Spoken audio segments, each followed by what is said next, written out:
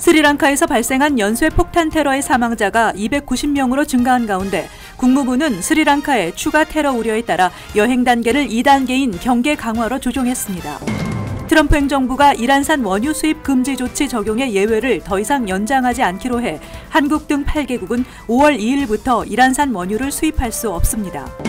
미국 내 영주권 신청이 감소하고 있는 것으로 나타났습니다. 이민 서비스국이 마리화나 합법화 이후에도 마리화나 관련 작업에 종사하는 이민자는 시민권을 받을 수 없다고 밝혔습니다. 뉴욕시 홍역 비상사태에 반대하는 소송이 제기됐지만 주 법원이 기각 판결을 내렸습니다. 이상은 이 시각 주요 뉴스입니다. 시청자 여러분 안녕하십니까? KBN 뉴스입니다. 스리랑카에서 발생한 연쇄 폭탄 테러로 인한 사망자가 290명으로 증가했습니다. 국무부는 스리랑카의 추가 테러가 우려된다며 여행 단계를 2단계인 경계 강화로 조정했습니다. 스리랑카 경찰은 어제 발생한 테러로 인한 사망자 수가 290명이며 부상자는 약 500명이라고 공식 발표했습니다. 외국인 관광객 사망자는 32명으로 추산되고 있습니다. 경찰은 현재까지 24명의 용의자를 체포했으며 체포된 용의자는 모두 스리랑카 국내인인 것으로 전해졌습니다. 국무부는 오늘 스리랑카 테러로 인해 여행 단계를 2단계로 조정했다고 발표했습니다. 1단계 일반적 주의보다 높고 3단계 여행 재고, 4단계 여행 금지보다는 낮은 단계입니다.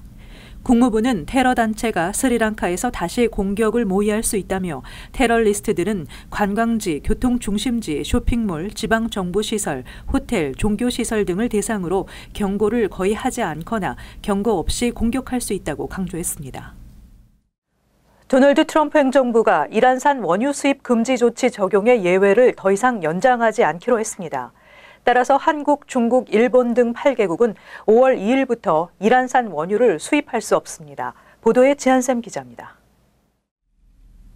백악관은 오늘 성명을 통해 트럼프 대통령이 5월 초 만료되는 이란산 원유에 대한 중대한 감축 예외 조치를 더 이상 연장하지 않기로 했다고 발표했습니다.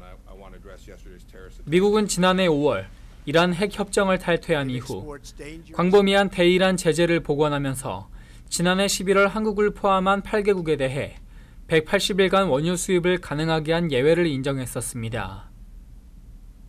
당시 미국은 이러한 제재 예외 인정 기간을 6개월마다 갱신하도록 했지만 이를 중단하기로 결정했습니다. 이에 따라 이란의 원유 수입과 관련해 한시적 예외를 인정받았던 한국과 중국, 일본, 인도, 이탈리아, 그리스, 대만, 터키 8개국은 5월 2일부터 이란산 원유를 수입할 수 없습니다. 미국의 이번 조치로 하루 100만 배럴의 원유 공급이 줄어들게 될 것으로 분석되고 있습니다. 한편 이란 군부는 미국의 조치에 대항해 원유 수송로인 호르무즈 해협을 봉쇄하겠다고 밝혔습니다.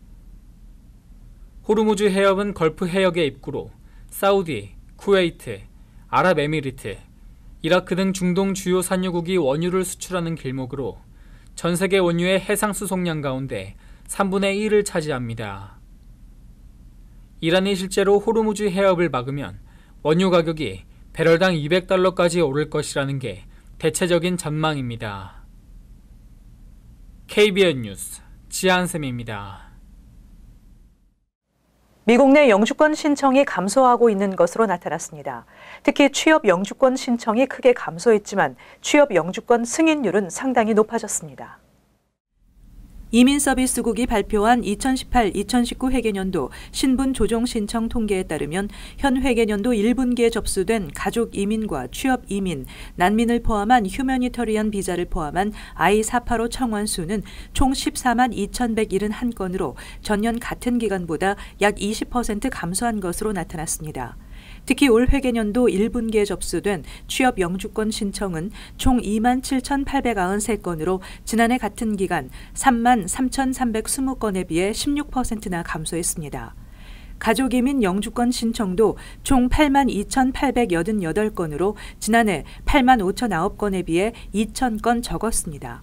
영주권 승인 거절 건수는 14만 918건 승인, 15,985건 거절로 지난해와 별다른 차이를 보이지 않았습니다. 취업 영주권 승인 건수는 직전 분기에 비해 상당히 증가한 것으로 나타났습니다. 승인 수는 33,181건으로 약 17,000건이 증가했고 기각 건수는 직전 분기 2,906건에서 1,543건으로 감소했습니다. 지역별 I-485 신청에서는 뉴저지주 뉴악 4,412건과 텍사스주 휴스턴 4,232건, 댈라스 3,768건, 일리노이주 시카고 3,896건 등에서 많이 접수됐으며 뉴욕주에서는 맨하탄 3,500건, 퀸즈 2,754건, 브루클린 2,256건 순이었습니다. 한편 이민서비스국의 통계에 따르면 1분기 한인 주재원 비자 신청은 총 3,595건이었으며 2,353건이 승인되고 1,048건이 거절됐습니다. 서울의 주한 미국 대사관 이민국 오피스가 올 9월부터 운영이 중단될 것으로 알려졌습니다. 도널드 트럼프 행정부는 올해 안에 재외 공간에 지부를 두고 있는 이민국 오피스를 전면 폐쇄하겠다고 밝힌 바 있습니다. 연방이민서비스국이 최근 이민국 해외 사무실 폐쇄 일정을 확정지었다고 인터넷 매체 버즈피드가 보도했습니다. 이민서비스국은 오는 6월 30일 멕시코 시우다 투아레스와 필리핀 마닐라 주재 미국 대사관 이민국 사무실을 폐쇄하는 데 이어 9월에는 한국 서울과 멕시코 몬터레이, 2020년 1월엔 멕시코 시티, 영국 런던, 그리스 아테네, 과테말라 시티에 있는 이민국 오피스 운영이 중단되며 내년 3월까지 순차적으로 모든 오피스를 철수할 계획입니다. 지난달 프랜시스 시스나 국장은 이민국 직원들에게 현재 해외 오피스에서 처리하고 있는 이민 업무를 미국 내 사무소나 연방 국무부 등으로 옮기고 있다며 수개월 내 해외 사무소를 닫을 계획이라고 밝힌 바 있습니다. 해외 이민국 폐쇄는 인력 자원을 미국 내로 재배치해 이민 서류 적체 문제를 우선적으로 해소하겠다는 목적이지만 예산 절감 이유도 있는 것으로 분석되고 있습니다. 주한 미 대사관 등 21개국 재외공간 이민국 오피스들은 이민 신청자들뿐만 아니라 주재국에 체류하거나 여행 중인 미군 병사, 시민권자, 영주권자들에게 각종 이민 관련 서비스를 제공하고 있습니다. 뉴욕과 뉴저지주에서 기호용 마리화나 합법화가 추진되고 있지만 이민서비스국이 마리화나 합법화 이후에도 마리화나 관련 직업에 종사하는 이민자는 시민권을 받을 수 없다고 밝혀 주의가 요구되고 있습니다. 연방이민서비스국이 지난주 이민심사관에게 하달한 지침에 따르면 기호용 마리화나가 합법화된 주에서도 마리화나 관련 일을 하게 될 경우 시민권 심사 기준 중 하나인 도덕성 조항에 위배된다고 밝혔습니다. 따라서 마리화나 흡연이나 소지 등으로 인해 연방법 위반 전력이 없더라도 마리화나 재배 업체에 종사했다는 것만으로도 시민권이 거부될 수 있음을 분명히 했습니다. 이민서비스국은 워싱턴 DC 등에서 의료용 또는 기호용 마리화나를 합법화하고 있지만 연방법은 마리화나를 여전히 환각성 물질로 분류해 제조와 재배, 소지, 유통 등을 하다 적발될 경우 형사법상 또 이민법상 결과를 초래할 수 있다고 전했습니다. 앞서 이민서비스국은 올해 4월 마리화나가 합법화된 콜로라도주 덴버에서 합법적인 마리화나 재배업체에서 일하던 2명의 엘살바도르와 리투아니아 출신의 영주권자가 낸 시민권 신청을 각각 기각 처리했고 덴버시가 연방검찰에 공식 서한을 발송해 항의했지만 받아들여지지 않았습니다. 연방당국은 지난해에도 마리화나 사용 전력이 있거나 마리화나 관련 산업에 종사하는 이민자들은 미 입국을 불허할 것이라고 경고하기도 했습니다. 로버트 뮬러 특검 보고서가 공개되면서 트럼프 대통령의 지지율이 하락하고 있습니다. 특검 보고서는 트럼프 캠프와 러시아 간 공모 의혹 증거가 없으며 대통령의 사법 방해 여부와 관련해서도 명확한 결론을 내리지 않았지만 국민들의 견해가 크게 달라지지 않은 것으로 나타났습니다. 로이터 통신과 여론조사기관 입소스가 뮬러 특검 보고서 편집본이 공개된 당일 성인 1000여 명을 대상으로 실시한 공동 여론조사에서 트럼프 대통령의 국정 수행에 대한 지지율은 37%를 기록한 것으로 나타나 연중 최저를 기록했습니다. 로이터 통신은 앞서 지난 15일 실시한 비슷한 여론조사에서 트럼프 대통령에 대한 지지율은 40%였으며 NBC 방송과 월스트리트저널이 지난달 특검 보고서에 4쪽짜리 요약본이 공개된 시기에 실시한 조사에서는 지지율 43%를 기록했었습니다. 이번 조사에서 응답자의 50%는 트럼프 대통령이나 트럼프 캠프 인사들이 2016년 대선에서 러시아 측과 함께 일했다고 평가했고 58%는 트럼프 대통령이 뮬러 특검의 러시아 스캔들에 대한 조사를 중단하려고 시도했다고 답했습니다. 또 응답자 가운데 70%는 특검 보고서가 트럼프 대통령이나 러시아의 미 대선 개입과 관련한 자신들의 견해를 바꾸지 못했다고 밝혔습니다. 트럼프 대통령에 대한 탄핵 필요성에 대해서는 42%가 탄핵 당해서는 안 된다고 답했고 탄핵 당해야 한다고 답변한 응답자는 40%를 기록했습니다. 한편 특검 보고서는 트럼프 캠프와 러시아 간 공모 의혹의 증거는 찾지 못했다고 밝히고 대통령의 사법 방해 여부와 관련해서도 명확한 결론을 내리지 않았지만 트럼프 대통령이 특검 수사를 무력화하려고 한 정황이 곳곳에서 드러나 민주당은 사법 방해에 해당한다며 공세를 강화하며 대치가 심화되고 있는 상황입니다. 뉴저지 한인들의 사회복지 상담의 절반은 건강보험 문제인 것으로 나타났습니다. 한인사회에 각종 사회복지 서비스를 제공하고 있는 네이버 플러스는 건강보험이 없는 저소득층 한인들에게 정부 혜택을 받을 수 있도록 도움을 주고 있습니다. 팰리세이즈 파크에 있는 비영리 사회복지단체 네이버 플러스가 한인들을 대상으로 한 사회복지 분야 상담 내역을 발표한 바에 따르면 지난해 총 1,514건의 상담 중 메디케이드 상담이 총 497건을 기록해 거의 3분의 1 정도를 차지한 것으로 집계됐습니다. 또 65세 이상과 시각장애자 등을 위한 일반 메디케이드도 130건을 기록했고 오바마 케어가 97건의 상담 건수를 기록했습니다. 건강보험이 없는 저소득층 주민들이 메디케이드와 오바마 케어 등의 혜택을 받기 위해 사회복지 상담을 한 것이 전체의 절반 정도를 차지한 것입니다. 네이버 플러스에서는 정부 혜택을 통해 건강보험이 없는 저소득층 주민들을 요양기관에 입양시키거나 북부 뉴저지 지역 병원의 한인 의사 등과 연결해 무료로 치료를 받게 하고 있습니다. 또 지난해 277명이 호스피스 서비스 혜택을 받기 위해 네이버 플러스를 방문했습니다. 이와 함께 저소득층의 생활을 위해 각종 지원을 받는 소셜 시큐리티 상담이 190건, 노인주택에 입주하기 위한 상담이 141건이었습니다. 네이버 플러스는 버겐 카운티 정부와 필그림 선교교회 등으로부터 재정적인 지원을 받아 운영되고 있으며 한인사회에 사무실을 열고 어려운 동포들을 위해 각종 사회복지 서비스를 제공하고 있습니다. 뉴욕시의 홍역 비상사태가 내려진 가운데 이에 반대하는 소송이 제기됐지만 주 법원이 기각 판결을 내렸습니다. 빌 드블라지오 뉴욕시장의 홍역 비상사태 선포와 관련해 브루클린의 학부모 5명이 지난 15일 시정부를 상대로 소송을 제기한 것에 대해 뉴욕주 브루클린 지법이 기각 판결을 내렸습니다. 로렌스 크니펠 판사는 판결문을 통해 브루클린 윌리엄스버그 지역을 시작으로 홍역이 확산되고 있어 공공보건에 비상사태가 발생했다며 특정 종교의 교리에 따라 백신 접종을 거부하는 것은 충분한 사유가 되지 않는다고 밝혔습니다. 지난해 10월 이후 현재까지 뉴욕시에서는 최소 359명이 홍역에 감염됐으며 감염자 중 대부분은 백신 접종을 거부하는 브루클린 유대인 지역에 거주하는 어린이들입니다. 뉴욕시가 대중교통 개선 예산을 투입해 버스 전용 차선을 추가로 설치한다고 밝혔습니다. 뉴욕시는 버스 운행 속도를 내년 말까지 평균 25% 향상시키겠다는 계획입니다. 빌 드블라지오 뉴욕시장은 하루 평균 60만 명의 뉴요커들이 이용하고 있는 버스의 전용 차선 추가 설치를 위해 2억 9,200만 달러의 대중교통 개선 예산을 투입할 것이라고 밝혔습니다. 드블라지오 시장은 버스의 평균 주행 속도를 현재 시간당 7.5마일에서 9마일까지 향상시키겠다고 밝히며 버스의 지연 운행으로 인해 바쁜 뉴요커들의 시간을 빼앗는 일은 없어질 것이라고 말했습니다.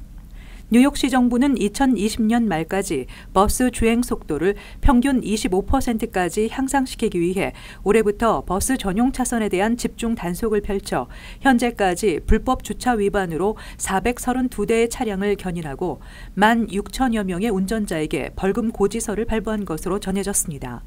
한편 메트로폴리탄 교통공사는 버스에 장착된 카메라를 이용해 버스 전용 차선 위반 차량을 단속하고 있습니다.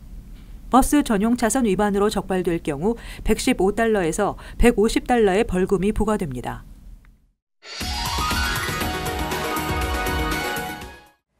이어서 LA 지역 한인사회 소식입니다. 최근 LA 지역이 신흥 스타트업 투자처로 급부상하면서 한인사회에도 청년 예비 창업가들을 위한 지원 활동이 활발해지고 있습니다. 특히 창업 성공의 관건이라고 할 수 있는 금융 지원도 다양하게 가동되면서 한인 청년들의 스타트업 성공 가능성을 높이고 있습니다. 여준호 기자입니다. 대학에서 외식 경영을 공부하며 창업을 준비 중인 강범석 씨. 졸업을 앞두고 본격적인 창업 준비에 나서고 있지만 만만치 않은 초기 자금이 발목을 잡고 있습니다. 아무래도 저같이 어린 사람들이나 유학 온 친구들은 자금적으로 좀 문제가 많거든요. 그리고 또 배경 지식이나 아니면은 정보 같은 것도 좀 문제가 있을 수도 있으니까 그런 면에서도 좀 지원을 해주면은 감사하죠. 강 씨와 같이 창업을 꿈꾸지만 자금 마련으로 어려움을 겪는 한인 청년들을 위해 최근 공공기관을 중심으로 금융 지원의 길이 열리고 있습니다. 창업에 대한 기초 교육은 물론 투자처 연계와 폭넓은 펀딩 전략 등 인큐베이팅식의 경영 육성을 통해 종합적인 지원에 나서고 있습니다. 벤처 캐피탈하고도 연락하는 그런 프로그램도 준비하고 있고 그 외에도 다양한 펀딩 전략을 어떻게 구사할 건지 그런 교육도 준비하고 있습니다. 물품을 단순히 물품을 파는 게 아니라 만약 예를 들어서 숙취해소를 판다면 숙취해소를 사달라가 아니라 숙취해소가 가져다 주는 장점을 소개를 한다든지 그런 식으로 투자 유치를 가능성을 좀 더 이렇게 공감대를 형성하면서 피칭을 하는 게 중요하다고 생각합니다. LA시 역시 힘을 보태고 있습니다. 청년들의 일자리 창출과 지역 경제 활성화를 위한 취지로 창업 금융 지원에 나섰습니다.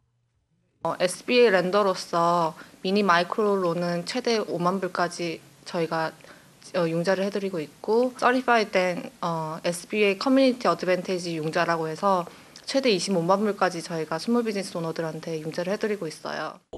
청년 창업에 대한 직접적인 지원이 늘어나면서 한인 예비 창업가들의 또 다른 성공 스토리가 이어질지 기대감이 커지고 있습니다. MBC 뉴스 여준호입니다. 지난 10년 동안 남가주 지역에서 평균 3분마다 지진이 발생한 것으로 나타났습니다. 과학저널지인 사이언스에 실린 연구에 따르면 지난 2008년부터 2017년까지 남가주에서 180만 번의 지진이 발생했으며 이는 평균적으로 3분마다 지진이 일어난 셈입니다. 연구진은 대부분의 지진은 사람이 전혀 느낄 수 없는 수준인 진도 1에도 못 미치지만 잠재적인 지진 가능성을 확인하는 계기가 됐다고 전했습니다. 연구진들은 슈퍼컴퓨터와 새로운 알고리즘을 이용해 더 정확하게 지진을 계측할 수 있게 됐다고 설명했습니다. 한편 캘리포니아주는 환태평양 지진 때인 샌안드레아스 단층에 걸쳐 있어 비권 발생에 대한 우려가 계속 제기되고 있습니다. 이어서 간추린 소식입니다. 뉴욕 한인식품협회가 스티로폼 용기는 7월 1일부터, 플라스틱 백은 내년 1월부터 단속이 시작된다며 회원들의 각별한 주의를 당부했습니다. 특히 스티로폼 용기는 매장 내 보관만 하고 있어도 단속 대상이 되기 때문에 유예 기간인 6월 30일까지 모든 재고 물량을 남김없이 처리해야 한다고 밝혔습니다. 모든 회원들이 조속한 시간 내에 종이백 등 친환경백 사용이 자리를 잡을 수 있도록 적극 나서야 한다고 강조했습니다.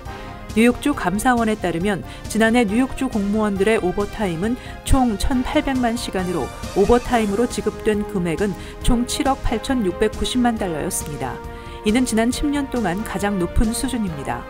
오버타임이 가장 많았던 부서는 뉴욕주 교정 커뮤니티 감사국으로 전체의 28.4%를 차지했으며 그 뒤는 발달장애인 지원 오피스가 18.1%, 정신건강 오피스가 13.8%로 뒤를 이었습니다. 19일 오전 웨체스터 카운티 용커스의 한 아파트에서 6명의 아동과 5명의 성인이 일산화탄소 중독으로 의식을 잃어 병원으로 후송됐다고 CBS 뉴스가 보도했습니다. 이 아파트는 한인들도 다수 거주하는 아파트로 당시 현장의 일산화탄소 농도는 600에서 700ppm으로 매우 위험한 상태였으나 다행히 주민들은 양호한 상태인 것으로 전해졌습니다. 콘 에디슨은 아파트 내 보일러 결함으로 일산화탄소가 누출됐을 가능성이 큰 것으로 보고 있습니다. 뉴저지주 공공시설위원회가 살렘 카운티 소재 원자력 발전소에 앞으로 3년간 매년 3억 달러를 지원하기로 결정함에 따라 PSENG를 포함한 뉴저지 모든 전력회사에서 전력을 공급받는 일반 가정들은 연평균 41달러의 요금 상승이 이루어질 것으로 예상되고 있습니다. 대형 기업과 사업체의 경우 평균 50%의 상승이 우려되고 있습니다. PSENG는 정부 지원이 없게 되면 3년 안에 원자력 발전소를 폐쇄할 수 있다며 지원금 필요성을 밝혔습니다. 계속해서 환율과 증권 소식입니다.